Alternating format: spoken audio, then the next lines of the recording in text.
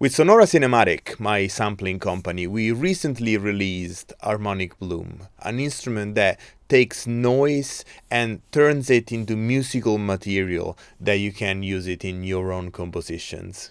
I would love to use this video to talk a little bit about my inspiration behind building Harmonic Bloom, how I've been using noise and specifically tuned noise in my own music for a very long time, and how you can use some of these techniques in your own music even if you don't own Harmonic Bloom. If you were to look for a definition of noise, you will actually see that it's actually quite hard to come out with just one definition that works for everything. But for the purpose of this video, we will be using the signal processing definition of white noise, which is a random signals that has equal intensity at all the frequencies. My original fascination with noise comes from playing with the word of modular synthesis, perhaps unsurprisingly. And specifically, my fascination comes from actually filtering noise with something like this, a fixed filter bank. What's a fixed filter bank? Well, basically it's a set of bandpass filters whose cutoff frequencies are set to fixed frequencies which you can change. So for example, with this being a ADAC 601 fixed filter bank, I can go on the ADAC website and I can go into features, I guess, and here I get the band distribution. So this specific fixed filter banks has cutoff frequencies at 50, 110, 220, 500, 1100, 2200, 5200, and 11,000 hertz. But how do noise and fixed filter banks relate? Well, being noise a set of random frequencies, it actually sounds very, very good when filtered.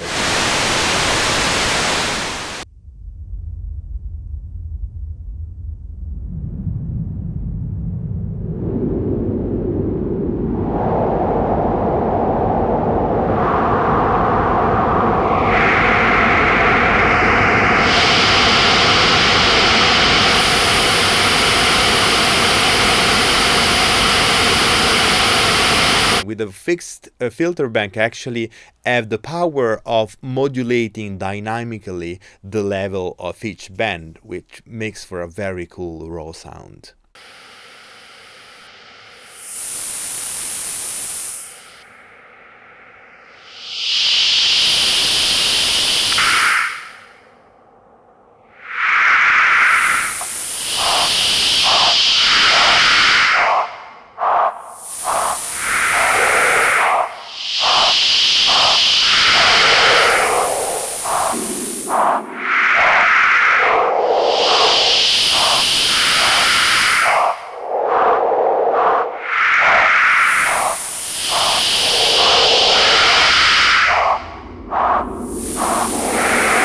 The other half of this story is the Harmonic Series. If you're a musician or a sound person, I am sure you're very much aware of the fact that the pitch that we perceive coming from our instrument is given by the lowest partial in the Harmonic Series, also known as the fundamental. And the timbre of the instrument is very much influenced by the relationships between all the other harmonics that make up that sound. And every sound in nature, other than pure sine waves, have harmonics. Now the question is, given the randomic nature of noise, can we carve out those harmonics out of its frequency spectrum so that we can achieve a pitch?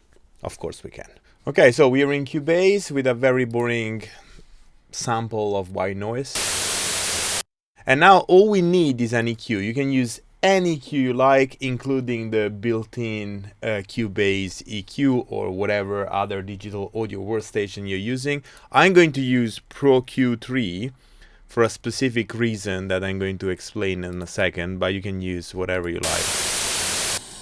So now, if you want to extract the harmonics out of white noise, you basically need to know their frequencies. You can either calculate them yourself, or if you just give it a very quick Google, I came up with this very cool website where you just give it like the pitch that you want and it gives you all the frequency for whatever number of partials you put on. So I want to replicate what's happening in Harmonic Bloom, so I chose the first state. and I get all the frequencies. So for example, if I want to extract the first fundamental, I can just copy this frequency over here and I can paste it in here. There you go. And now I can put something like 72 dB per octave, and I can put the Q to its absolute maximum and increase the gain. And now this should be my fundamental frequency that I should start be able to hear. This is my C2. And now let's actually bring in a tuner to see if I can actually get the pitch that I'm expecting. And it's not quite there yet because there is still this huge amount of frequencies that is not being filtered. So let's actually put a high cut and we put it to breakwall. And there you go. Now you'll be able to hear my C. Let's start putting the other harmonics in. So the next note is a C 1 octave above that. So I can just put another notch and do the exact same thing. And there you go again. Now my pitch is even clearer. And I can do the same with all the other harmonics.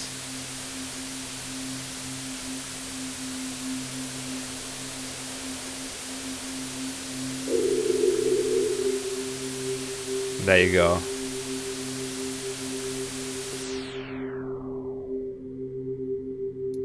And I can get a very clear pitch with just the fundamental and the first upper harmonics.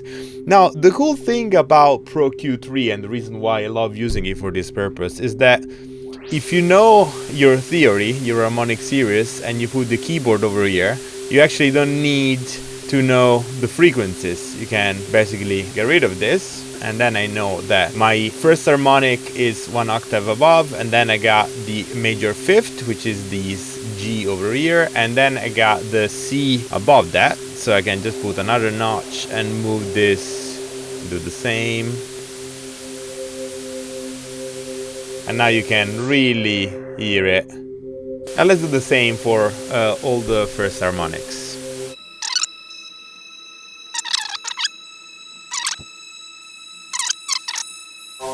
So let's use my brick wall again, and I can extract the harmonics one by one.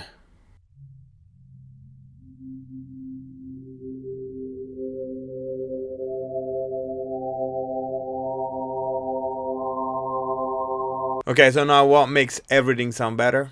If your answer was reverb, that's the right one. Let's add some. I don't know, let's try some Valhalla Shimmer. It always sounds great on this kind of stuff. I'm not even going to bother changing the default preset. There you go.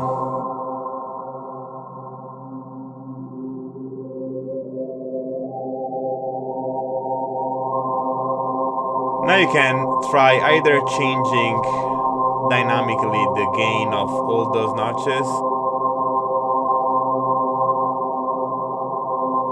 or you can play a little bit with the relationship of each one of them. This will change the timbre considerably.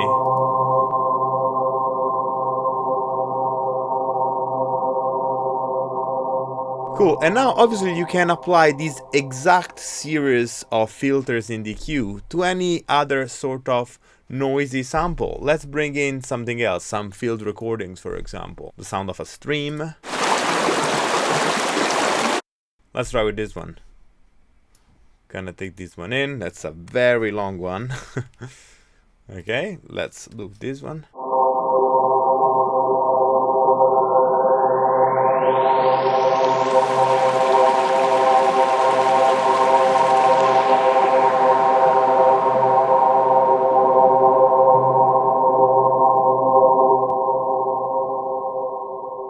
Bit of an issue with the gain staging there that we would have to sort out. You can sort out this with some gain staging on the pre-section of Cubase and lower the gain a little bit. And obviously you can bring in some more harmonics that are higher than the 8th one. Obviously you can see how you can sample this and turn it into an instrument. You can drag and drop it into Contact and pitch it, you can do a bunch of stuff. I've been doing this for a very long time, and there is an alternative approach to this, which is using bandpass filters. So basically, rather than doing notches on your EQ, you can set this to bandpass, so you get rid of all the other frequencies and you isolate them, and then you run them in parallel, which is another alternative approach, and is what we ended up using for Harmonic Bloom, actually. So one day I thought, what if I could make an instrument that would detect automatically the keys that I'm playing and set those frequencies automatically. The result was Harmonic Bloom, and I'm actually quite happy with it. Let's have a look at how it works. So here it is. It comes with a bunch of really lovely presets. Let's have a quick play with it.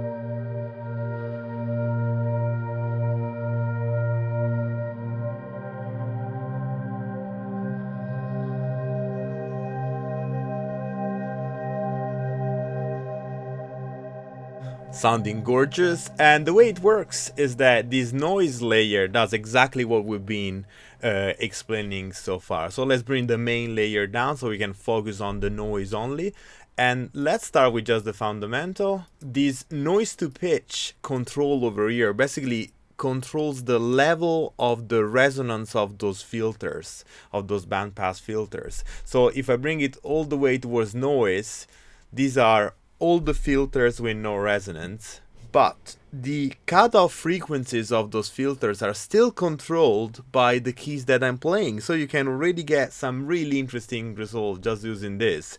So for example, now I'm pressing down a C minor chord, and let's raise those harmonics.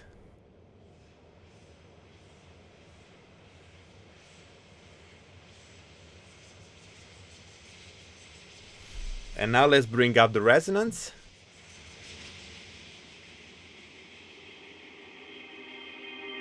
And here I have my pitch.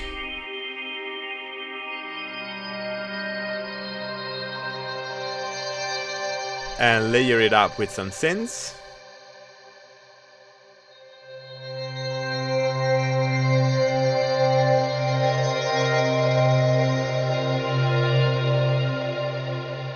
Beautiful. It comes with 50 different sound sources that you can use. Some really interesting stuff, from French horns to classic analog synths to modular synths to guitars. There is really a bunch of stuff, and 30 different flavors of noises. And of course, you can import your own samples. Let's import the stream samples that we've been playing with so far. So here it is. Let's import it. Just drag and drop it on the noise layer. By the way, you can do exactly the same thing with the main layer if you want to import another sort of sound that is not a noise.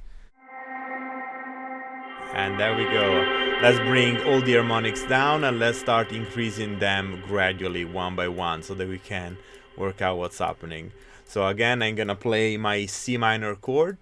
Or actually, let's start with just a regular C so that we can replicate exactly what happens. So I'm gonna press this C2 over here.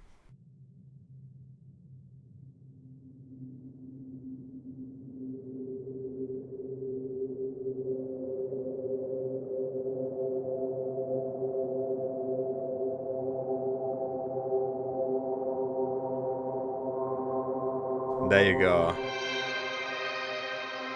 I can very easily change the relationship between those harmonics. Again, bring some main in, one of the analog pads.